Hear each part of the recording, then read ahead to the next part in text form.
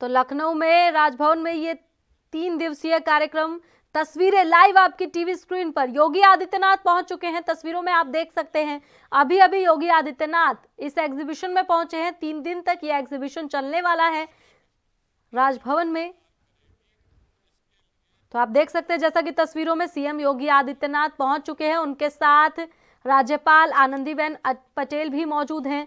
तस्वीरों में आप साफ तौर पर देख सकते हैं कि दोनों पहुंच चुके हैं, वहां पर मौजूद हैं। 3 दिन ये चलने वाला है कार्यक्रम, फ्लावर एग्जीबिशन, जिसमें सीएम योगी आदित्यनाथ के साथ साथ राज्यपाल आनंदीबेन पटेल भी मौजूद हैं। तो तस्वीरें आपकी टीवी स्क्रीन पर लाइव, फ्लावर एग्जीबिशन 3 दिवसीय ये कार्यक्रम, जिसमें सीएम योगी आदित्यनाथ ने अभी आपने देखा तुरंत शिरकत की है, राज्यपाल ने भी उनके साथ शिरकत की है। तस्वीरों में आप देख सकते हैं 3 दिन ये कार्यक्रम चलने वाला है। फ्लावर एग्जीबिशन है, तमाम फ्लावर जो है इस एग्जीबिशन में दिखाए जाएंगे। तो जैसा कि आप तस्वीरों में देख सकते हैं, सीएम योगी आदित्यनाथ के साथ आनंदीबेन पटेल मौजूद हैं।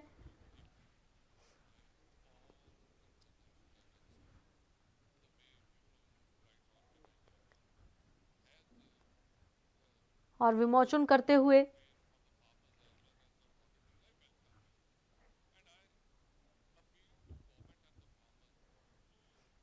तो राज्यपाल और मुख्यमंत्री योगी आदित्यनाथ के हाथ में एक बुकलेट आपको दिखाई दे रही होगी। इसका विमोचन करते हुए CM Yogi Adityanath flower exhibition 3 दिवसीय ये कार्यक्रम, जिसकी लाइव तस्वीरें आपकी टीवी स्क्रीन पर। तस्वीरों में आप देख सकते हैं कि दोनों मौजूद हैं, अभी अभी पहुंचे हैं। 3 दिन तक ये कार्यक्रम चलने वाला है राजभवन में। ये खास कार्यक्रम 3 दिवसीय।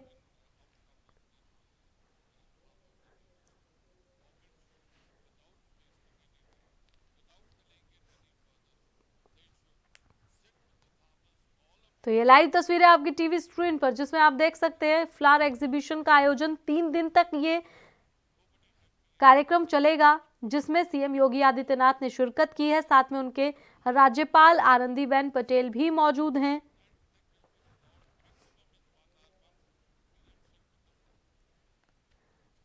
तो फिलहाल सीएम योगी आदित्यनाथ इस मौके पर पहुंच चुके हैं, तमाम बातें वो कह सकते हैं।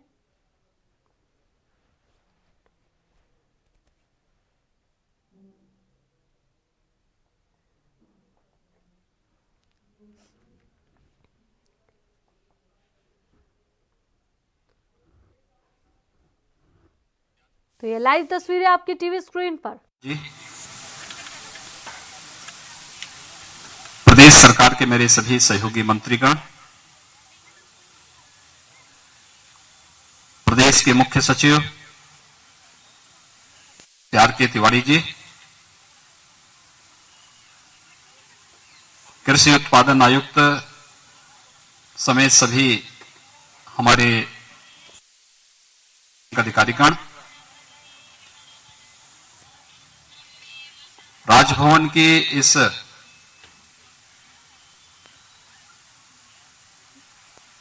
साग भाजी और पुष्प प्रदर्शनी के सभी प्रतिभागीगण, उद्यान विभाग के सभी अधिकारीगण, और इस पूरे कार्यक्रम में जो इस प्रदर्शनी का अवलोकन करने के लिए आए हुए सभी हमारे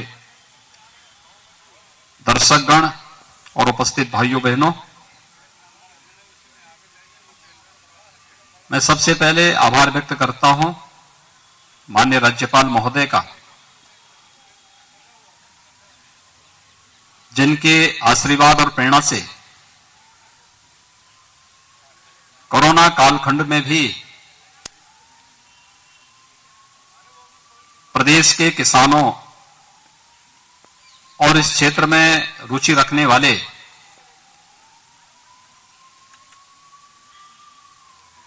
उन सभी बंधुगणों के हितों को ध्यान में रख करके माननीय राज्यपाल महोदय ने राजभवन के इस प्रांगण में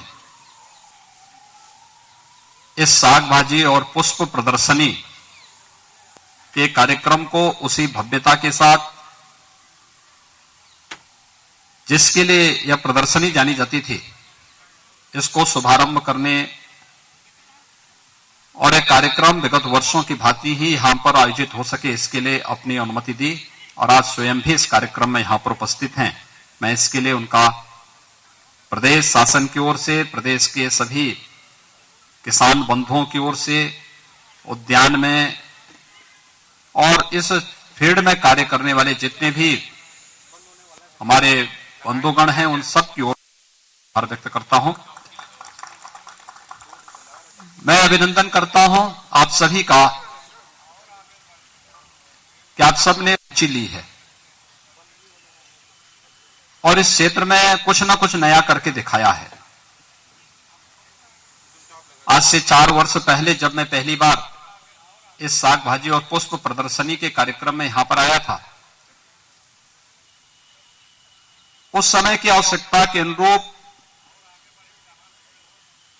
साग भाजी उत्पादन करने वाले किसानों ने या पुष्प उत्पादन करने वाले जो हमारे माली थे, किसान थे, उस समय की आवश्यकता के अनुरूप, रुचि के अनुरूप उस प्रकार के कौशल का प्रदर्शन उस समय किया था। लेकिन समाज की मांग के अनुरूप समय और आवश्यकता को ध्यान में रख करके इसमें निरंतर परिवर्तन होता गया। और आज जब हमें यहां पर आया हूं तो मैं आज देख रहा था कि बहुत सारे क्षेत्रों में तो जैविक उत्पाद की ओर से भी, उत्पाद के लिए भी अब प्रदेश के न केवल खेती किसानी से जुड़े हुए केवल धान और गेहूं ही नहीं, बल्कि अब हमने देखा यहां पर कि सब्जियां भी, पुष्प भी जो आ रहे हैं वह भी अब जैविक प्रोडक्ट के रूप में ही यहां पर देखे जा रहे हैं और उनको उस रूप में एक नई पहचान मिल रही है। अपार संभावनाएं हैं इस फील्ड में कार्य करने की।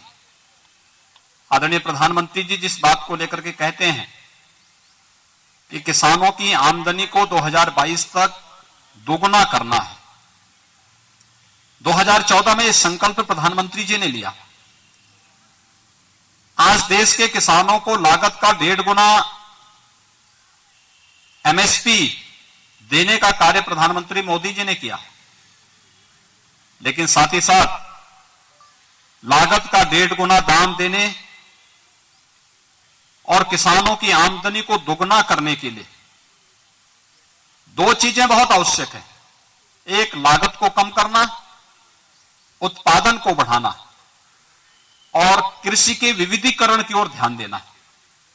कृषि के विविधीकरण का मतलब हम परंपरागत धान गेहूं की खेती तक ही अपने आप को सीमित न रखें, बल्कि इससे कई गुना दाम हमें साग भाजी और पुष्प की खेती में प्राप्त हो सकता है।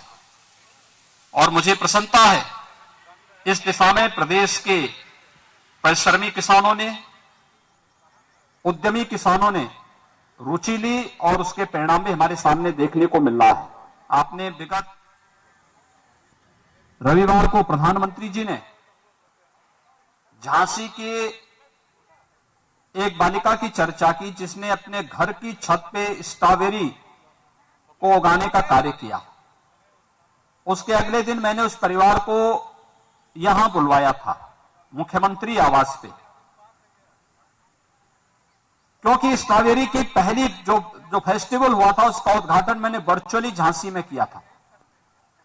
आप आश्चर्य करेंगे, एक किसान 1 एकड़ खेती में 1 वर्ष में धान और गेहूं की फसल कितनी भी अच्छी पैदा करे तो वो 25,000 रुपए से अधिक साल का नहीं कमा सकता।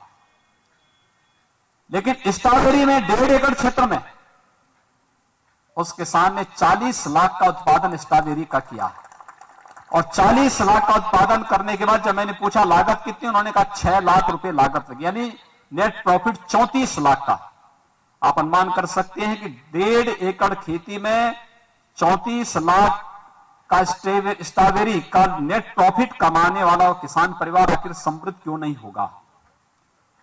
उसकी समृद्धि के पीछे उसकी सोच है, उसका परिश्रम है। ऐसे ही सुल्तानपुर के हमारे एक किसान ने ड्रैगन फ्रूट की खेती करनी प्रारंभ की।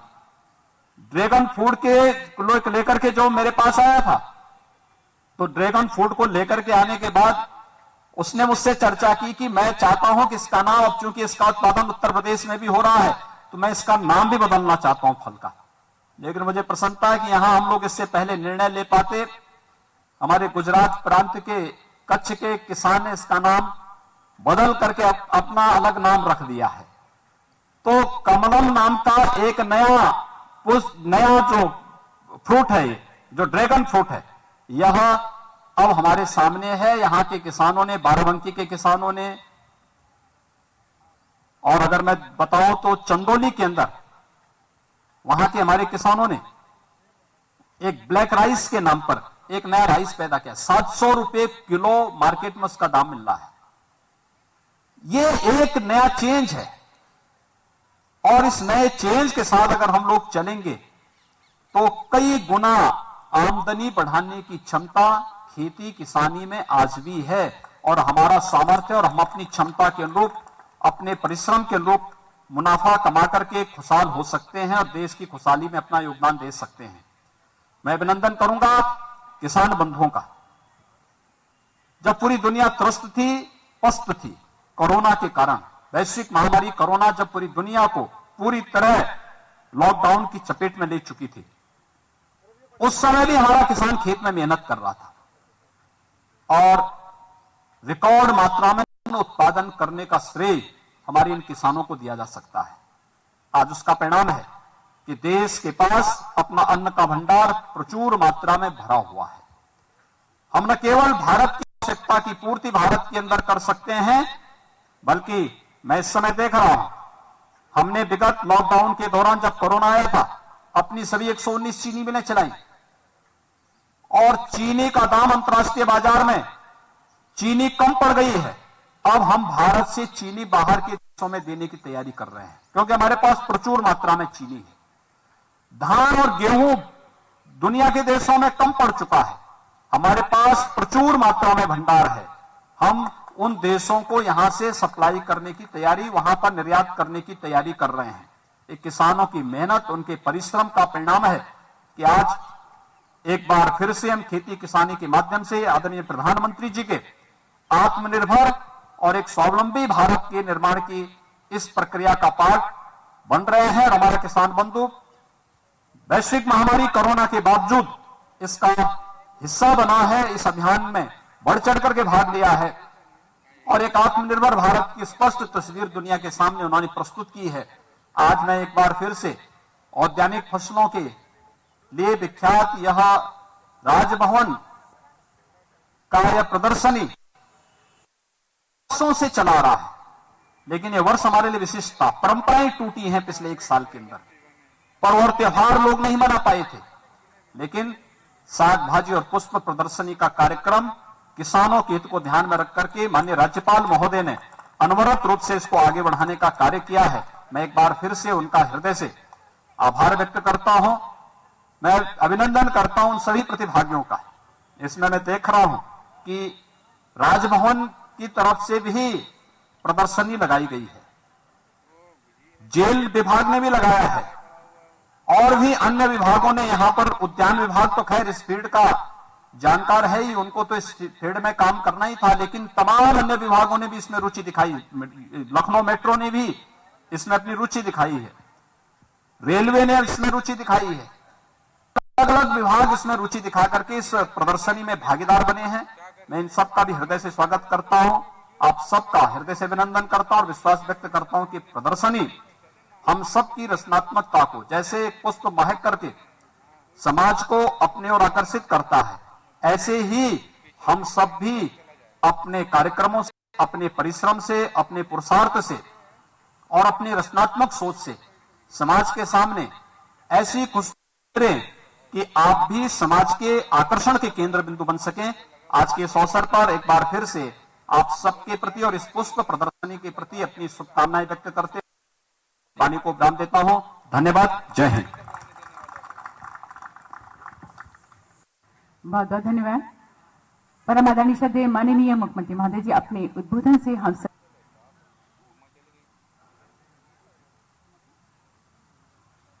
जो 3 दिवसीय हम सभी के बीच में है, आज शुभारंभ किया।